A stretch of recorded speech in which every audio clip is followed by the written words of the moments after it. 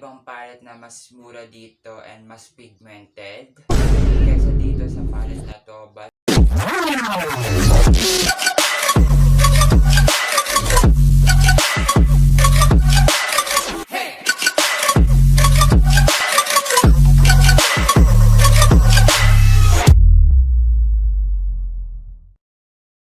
so, hi guys! Welcome back. It's me again, Khiane Abello, and for today's video, panibagong video na naman po ang ating gagawin. At sa video nga ito, ang gagawin natin is magre-review tayo ng palette galing sa Blythe by Careline dahil nag-launch sila recently. Alam ko medyo late na ako dito pero nag-launch sila ng kanilang new product which is the Neon or Never collection, which is meron silang eyeshadow, eyeliner, eye crayons, and ano pa ba? Yung mga ano nila, yung mga collections nila is meron silang brow gel yata dun sa collection na yon. But then for today's video, ang re-review natin product is yung kanilang paint palette or yung kanilang eyeshadow palette. So meron silang two variant. The first variant is in the variant of Neon Light and the second variant is the variant of the Stoplight. So for today's video, I will try my best to use these shades, to use these two palettes. So yon, and if you're excited to see my thoughts, and well, just keep on watching. So yan na nga guys, tapos ng aking kilay at ang aking base, ginawa ko na rin siya upcam. And sorry kung patingin-tingin ako dito sa side na to because tinitingnan ko yung sarili ko sa monitor, sa screen. So yon, and let's start na at i-review na natin at titingnan natin kung maganda nga ba talaga tong palette na to galing sa Blythe Cosmetic. Actually guys, to tell you, na-try ko na sila and na-swatch ko na sila. And yes, sasabihin ko lang sa inyo yung first impression ko sa kanila. Kasi na-swatch ko na to, nagawan ko na to ng video. But then, yung video yung ginagawa ko is, girl, hindi sabay dun sa audio. So, I decided to remake it again right now. And sana ngayon okay na to. Dahil kung hindi pa rin to okay, pasensya na tayo dyan. So yan guys, bali ganito yung packaging nila. Nakalagay sila sa gantong box, plastic box something yung ano niyan. And ito yung kanila mismong packaging, and this is the Neon Light. So this is how it looks like. So yan yung kulay niya, and super gaganda and talaga ng lalavan. So first thing, gagamitin ko muna tong palette na to. And yan guys, gagamitin muna natin tong palette na to. This is from in the style of Neon Light. So gagamitin ko lang tong shade dito, tong neon dito. And gagamit lang ako ng brush from Maangge. This is the Flawless Concealer brush, but I will use this for my eyeshadow. And I will get this. Yes, medyo powdery siya and hindi ko gusto yon sa lahat ng mga palettes, kahit anong palettes. And siguro kaya siya powdery because this is a neon color. So yon, and yan, after ko siyang coatin, I will pack it to my lids. Actually, I have my concealer on and i-blend ko na lang siya para talagang blended ang ating concealer, and I will pack it right away in the outer corner. Yun lang, medyo powdery siya and yun ang hindi ko gusto ko na. Pero the pigment, it's nice, it's good. The blendability, it's nice, but super fall out niya talaga. Yan, I will put it like right here and I will blend this and I will top the excess. Kita niyan, super powdery. Super powdery niya. I will put this and top this and blend this color to my lid like that. And medyo creative look yung gagawin ko today, and I will put it right away right here downwards. So ganun lang, and I will blend it. So yan guys, basically for the second shade, I will use this palette again, and kukunin ko lang tong neon dito na orange. Ayan, if you can see this. And I will put this right on this part to blend this. Ang ayoko lang sa kanila is hindi pigmented yung shimmer, yung ano nila, yung neons nila. And may mga ibang palette na mas mura dito and mas pigmented kesa dito sa palette na to, but then maganda naman yung quality niya and buildable naman siya for me and hindi naman siya ganun ka-patchy at all. Kaya carry lang yan. So I will put it right here and blend them together like that.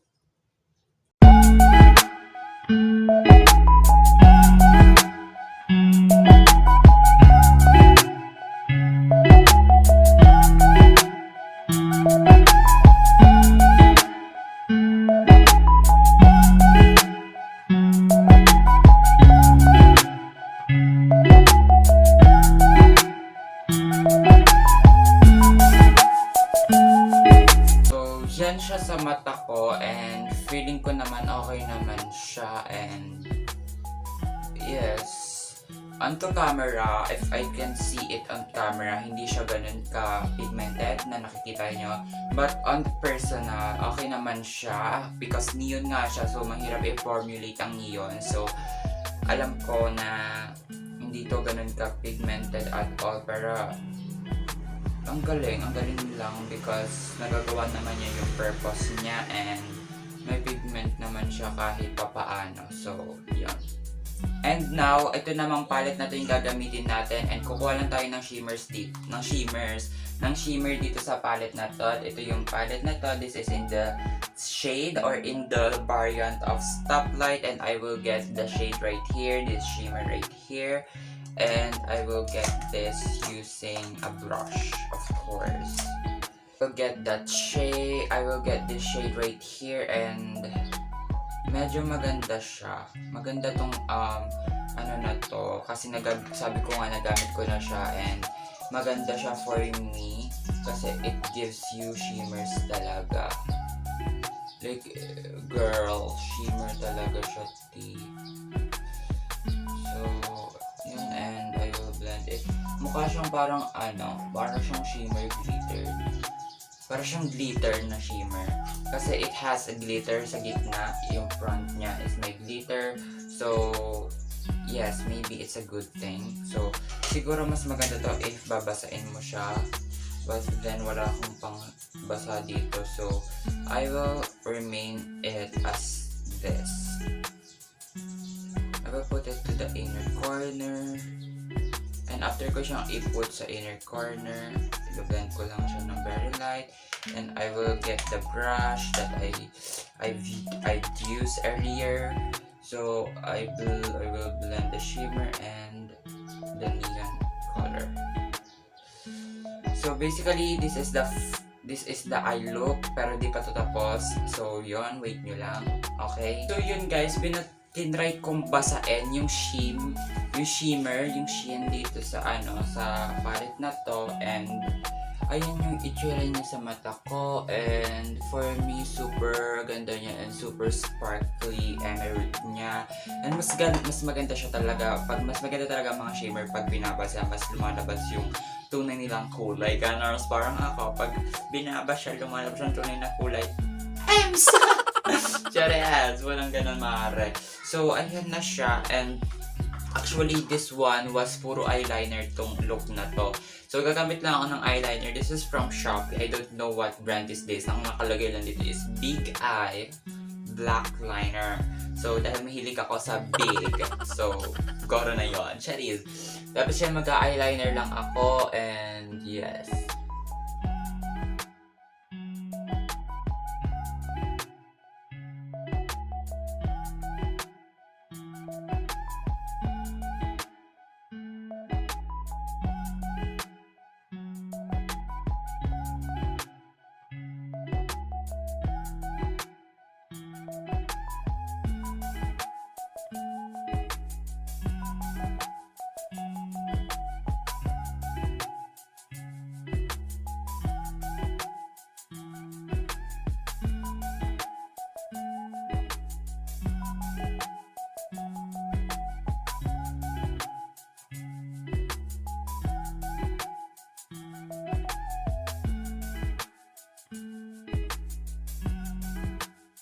So yeah, this is the final eye look. Ito na yung final eye look natin. So ito na yung final look natin sa eyes. And magla-lashes lang ako and I will be right back. Give it to me like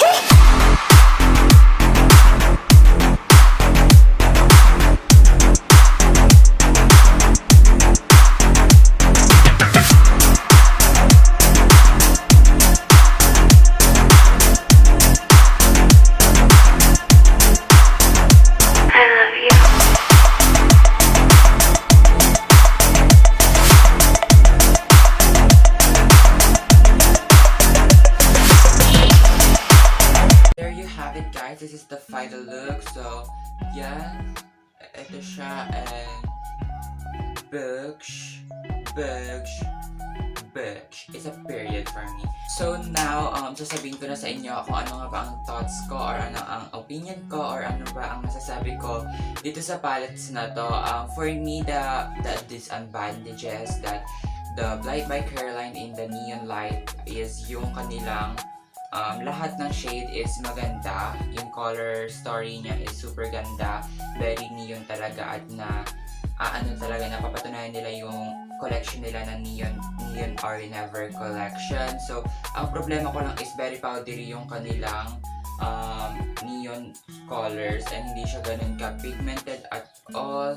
And very nakukulangan pa ako sa pigment nung mga shimmers, especially nung mga mattes na neon, which especially itong shade na orange, super nagkulang sila and hindi siya, para for me, hindi siya worth it bilhin kung ganun. Pero kung gagamitin mo naman yung ibang shades nila is super gaganda naman nung mga pigmentation ng ibang shades.